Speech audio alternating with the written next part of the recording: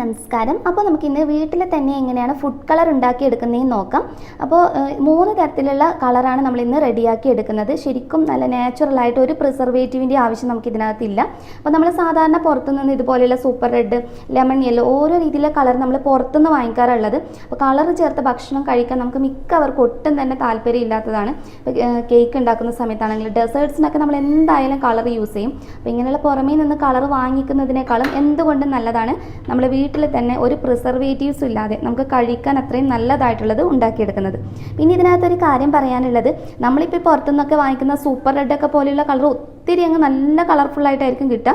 പക്ഷേ നമ്മൾ വീട്ടിൽ നാച്ചുറൽ ഉണ്ടാക്കിയെടുക്കുന്നത് അത്രയൊന്നും തന്നെ ഉപയോഗിക്കാൻ പറ്റില്ല കേട്ടോ. പക്ഷേ അത്യാവശ്യം നമുക്ക് ഡെസേർട്സിന് ഉപയോഗിക്കാം. പുഡിങ്ങൊക്കെ ഉണ്ടാക്കുന്ന സമയത്തും കേക്കിനൊക്കെ ലൈറ്റ് യെല്ലോയിഷ് കളറൊക്കെ കൊടുക്കണമെങ്കിൽ ഇതുപോലെയുള്ള ഫുഡ് കളർ ഉപയോഗിക്കുന്നതായിരിക്കും ഏറ്റവും നല്ലത്. അപ്പോൾ എല്ലാവരും തീർച്ചയായും ട്രൈ ചെയ്ത് നോക്കുക. പിന്നെ ഞാൻ എപ്പോഴും പറയുന്നത് പോലെ ഇനി ചാനൽ ആരെങ്കിലും പുതിയതായിട്ട് കാണുന്നുണ്ടെങ്കിൽ നിങ്ങൾക്ക് എൻ്റെ റെസിപ്പീസ് ഇഷ്ടപ്പെടുവാണെങ്കിൽ സബ്സ്ക്രൈബ് ചെയ്യാൻ മറക്കരുത്. സബ്സ്ക്രൈബ് ചെയ്യുമ്പോൾ അതിൻ്റെ തൊട്ടടുത്തായി കാണുന്ന ബെല്ലൈക്കൺ ക്ലിക്ക് ചെയ്യാനും അതിൻ്റെ കൂടെ ഓപ്പണായി വരുന്ന ബോക്സിൽ ഓൾ എന്ന് ടിക്ക് ചെയ്യാനും മറക്കരുത്. അപ്പോൾ നമുക്ക് വേഗം തന്നെ വീഡിയോയിലോട്ട് പോകാം. വീട്ടിൽ തന്നെ എങ്ങനെയാണ് ഫുഡ് കളർ റെഡിയാക്കി എടുക്കുന്നതെന്ന് നോക്കാം. അപ്പോൾ ഇതിനായിട്ട് ഞാൻ 2 ബീറ്റ്റൂട്ടാണ് ഉപയോഗിച്ചിട്ടുള്ളത്. അത്യാവശ്യം വലിയ സൈസുള്ള തന്നെ എടുത്തിട്ടുള്ളത്. അപ്പോൾ നിങ്ങൾക്ക് ഒത്തിരി ക്വാണ്ടിറ്റിയിലൊക്കെ ഉണ്ടാക്കി എടുക്കണമെങ്കിൽ അതിനനുസരിച്ച് എടുക്കുക കേട്ടോ. അതിനുശേഷം അതിൻ്റെ തൊലിയൊക്കെ കളഞ്ഞ് നന്നായി കഴുകി വൃത്തിയാക്കിയതിന് ശേഷം ഗ്രേറ്റർ വെച്ചിട്ട് ഇതുപോലെ ചെയ്തെടുക്കുന്നതാണ് ഏറ്റവും നല്ലത്. നമ്മൾ കത്തിയൊക്കെ വെച്ചിട്ട് മുറിച്ചെടുക്കുകയാണെങ്കിൽ ഇത് ഉണങ്ങി കിട്ടാൻ ഒത്തിരി സമയം എടുക്കും. അപ്പോൾ ഗ്രേറ്റർ കയ്യില്ല എന്നാണെങ്കിൽ കത്തി വെച്ച് ചെറുതായിട്ട് കട്ട് ചെയ്തെടുത്താലും മതി. പക്ഷേ ഗ്രേറ്റർ ഉണ്ടെങ്കിൽ ഏറ്റവും നല്ലത് ഇതുപോലെ കണ്ടില്ലേ ചെറിയതായിട്ട് ഗ്രേറ്റ് ചെയ്തെടുക്കുന്നതായിരിക്കും. അപ്പോൾ ഇതുപോലെ ഗ്രേറ്റ് ചെയ്തെടുത്തതിന് ശേഷം നമ്മളിത് ഉണക്കിയെടുക്കുകയാണ് വേണ്ടത്. അപ്പോൾ വെയിലത്ത് വെച്ചിട്ട് നമ്മൾ ഒന്നുകിൽ നിങ്ങൾക്ക് സ്റ്റീലിൻ്റെ പ്ലേറ്റിൽ ഇതുപോലെ ഒന്ന് നിരത്തി കൊടുക്കാം, അതല്ലെങ്കിൽ പ്ലാസ്റ്റിക് കവറിനകത്ത് വെച്ച് കൊടുത്താലും മതി. എന്നിട്ട് ഒരു 2-3 ദിവസമെങ്കിലും എടുക്കും ഇത് നന്നായിട്ട് ഡ്രൈ ആയി കിട്ടാൻ വേണ്ടിയിട്ട്. ഇത് ശരിക്കും നമ്മൾ കയ്യിൽ വെക്കുന്ന സമയത്ത് നല്ല പൊടിച്ചെടുക്കുന്ന ഒരു പാകത്തിന് വേണം നമ്മളിത് റെഡിയാക്കി എടുക്കാൻ വേണ്ടിയിട്ട്. അപ്പോൾ അത്യാവശ്യം നല്ല വെയിൽ കിട്ടുന്ന സ്ഥലത്ത് തന്നെ വെച്ച് കൊടുക്കുക. ഇനി ഫ്ലാറ്റിലൊക്കെ നിൽക്കുന്നവർക്കാണെങ്കിൽ ഇത് റെഡിയാക്കി എടുക്കണമെങ്കിൽ നിങ്ങൾക്ക് ഓവൻ പ്രീഹീറ്റ് ചെയ്തതിന് ശേഷം ഓവനകത്ത് ലൈറ്റ് ഓൺ ചെയ്തിട്ട് അതിനകത്ത് വെച്ച് കൊടുക്കാം. പക്ഷേ ഇത് കുറച്ചുകൂടി സമയം എടുക്കും ഇത് റെഡിയായി കിട്ടാൻ വേണ്ടിയിട്ട്. അപ്പോൾ നല്ല വെയിലത്തൊക്കെയാണ് നിങ്ങൾ റെഡിയാക്കുന്നതെങ്കിൽ ഒരു 2-3 ദിവസത്തിനുള്ളിൽ തന്നെ ഇത് നല്ലതുപോലെ ഡ്രൈ ആയി കിട്ടും. ഇത് ഉണങ്ങിയതിന് ശേഷമുള്ളൊരു പാകം ഞാൻ നിങ്ങൾക്ക് കാണിച്ചു തരാം. അപ്പോൾ ഇതുപോലെ തന്നെ നമുക്ക് ഓറഞ്ച് വെച്ചിട്ടും ചെയ്തെടുക്കുക. ഓറഞ്ച് എടുക്കുന്ന സമയത്ത് അത്യാവശ്യം നല്ല കളറുള്ള ഓറഞ്ച് തന്നെ ഇതിന് വേണ്ടിയിട്ട് ഉപയോഗിക്കാൻ വേണ്ടിയിട്ട് നോക്കുക. പിന്നെ അതിൻ്റെ പുറംതൊലി ഇതുപോലെ എടുത്തതിന് ശേഷം ചെറിയ ചെറിയ കഷ്ണങ്ങളായിട്ടൊന്ന് നുറുക്കിയിടുക. അങ്ങനെ ആകുമ്പോൾ നമുക്ക് ഉണക്കി കിട്ടിയാലും പെട്ടെന്ന് തന്നെ മിക്സിയുടെ ജാറിനകത്ത് ഇട്ടിട്ട് പൊടിച്ചെടുക്കാൻ കഴിയും. അപ്പോൾ ചെറിയ ചെറിയ പീസായിട്ട് ഒന്ന് പൊടിച്ചെടുത്താൽ മതി. ഞാനിപ്പോൾ വളരെ കുറച്ച് ഒരു 2 ഓറഞ്ച് വെച്ചിട്ട് മാത്രമാണ് കാണിക്കുന്നത്. കൂടുതൽ ക്വാണ്ടിറ്റി വേണമെങ്കിൽ അതിനനുസരിച്ച് ചെയ്തെടുക്കുക.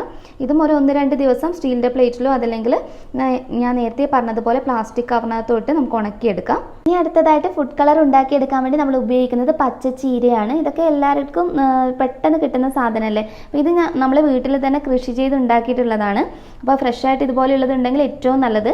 അത് ഒന്ന് കഴുകി വൃത്തിയാക്കിയതിന് ശേഷം ഒന്ന് വെള്ളമൊക്കെ വാർന്ന് കളഞ്ഞ് വെക്കുക കേട്ടോ. അതിനുശേഷം നമ്മൾ നേരത്തെ പറഞ്ഞതുപോലെ തന്നെ പേപ്പറിലോ അതല്ലെങ്കിൽ പ്ലാസ്റ്റിക് കവറിനകത്തോ വെച്ച് ഇത് വെയിലത്ത് വെച്ച് നല്ലതുപോലെ ഒന്ന് ഉണക്കിയെടുക്കാം. അപ്പോൾ ചീരയാകുമ്പോൾ ഈ ഇലയൊക്കെ ആകുമ്പോൾ പെട്ടെന്ന് നമുക്ക് ഉണങ്ങി കിട്ടും. അതുപോലെ തന്നെ ചീരയുടെ ഇല മാത്രം ഇതുപോലെ പൊട്ടിച്ചെടുത്തിട്ട് വേണം റെഡിയാക്കി എടുക്കാൻ വേണ്ടിയിട്ട്. തണ്ട് നമ്മൾ ഇതിന് വേണ്ടിയിട്ട് ഉപയോഗിക്കുന്നില്ല. ഇനി എല്ലാം നല്ലതുപോലെ ഉണക്കിയതിന് ശേഷമുള്ളത് ഞാനൊന്ന് കാണിച്ചു തരാം. അപ്പോൾ ഇത് ഉണക്കാനിട്ടിട്ട് 2 ദിവസമായിട്ടുണ്ട്. നമ്മുടെ ബീറ്റ്റൂട്ടും അതുപോലെ തന്നെ ഓറഞ്ചിൻ്റെ തൊലി ഉണക്കാനിട്ടിട്ട് നല്ലതുപോലെ കണ്ടില്ല ശരിക്കും ഇതുപോലെ നമുക്ക് ഉണങ്ങി കിട്ടും. ഇതിപ്പോൾ ഞാൻ നല്ല വെയിലുള്ള സ്ഥലത്താണ് വെച്ചത്, അതുകൊണ്ട് ശരിക്കും 1.5 ദിവസത്തിനടുത്ത് എടുത്തിട്ടുള്ളൂ കേട്ടോ ഇത് ശരിക്കും നല്ല റെഡിയായി കിട്ടാൻ വേണ്ടിയിട്ട്. ഇനി നമുക്ക് ഇതും അതുപോലെ തന്നെ മിക്സിയുടെ ചെറിയ ജാറിനകത്തിട്ട് ഒന്ന് പൊടിച്ചെടുക്കാം.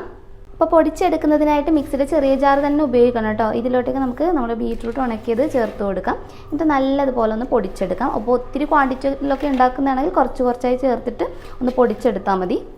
അപ്പോൾ നമ്മുടെ ചീര ഉണക്കാനിട്ടത് കണ്ടില്ലേ, ഇല നല്ലതുപോലെ ശരിക്കും കയ്യിൽ വെച്ചാൽ നിങ്ങൾക്ക് സൗണ്ട് കേൾക്കുന്നുണ്ട്, നല്ല പൊടിയുന്ന പാകത്തിനായിട്ടുണ്ട്.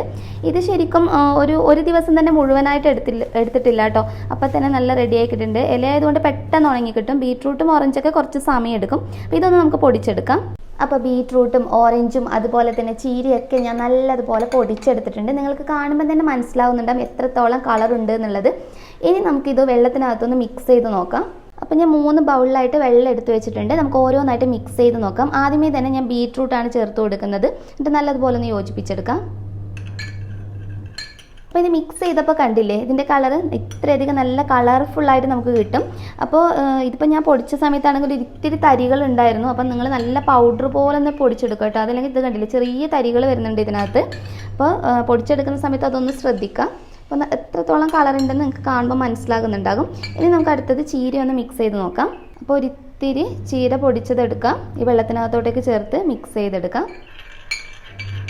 അപ്പോൾ ചീര മിക്സ് ചെയ്തെടുത്തപ്പോൾ കണ്ടില്ലേ നല്ല കളർഫുള്ളായിട്ട് അതും കിട്ടിയിട്ടുണ്ട്.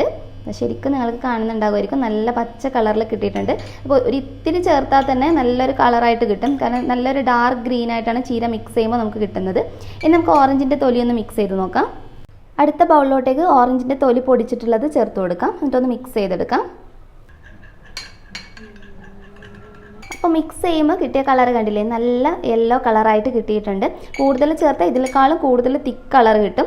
അപ്പോൾ ശരിക്കും ഈ ഓറഞ്ചിൻ്റെ നമ്മൾ ഉപയോഗിക്കുമ്പോണ്ടല്ലോ, നമ്മൾ ഡെസേർട്ടിനൊക്കെ ചേർത്ത് കൊടുക്കുകയാണെങ്കിൽ നമുക്ക് കളറും കിട്ടും, നല്ല ഫ്ലേവറും ഉണ്ടാകും. ഇതിപ്പോൾ നിങ്ങൾക്ക് പൊടിച്ചെടുക്കുമ്പോൾ തന്നെ മനസ്സിലാകും.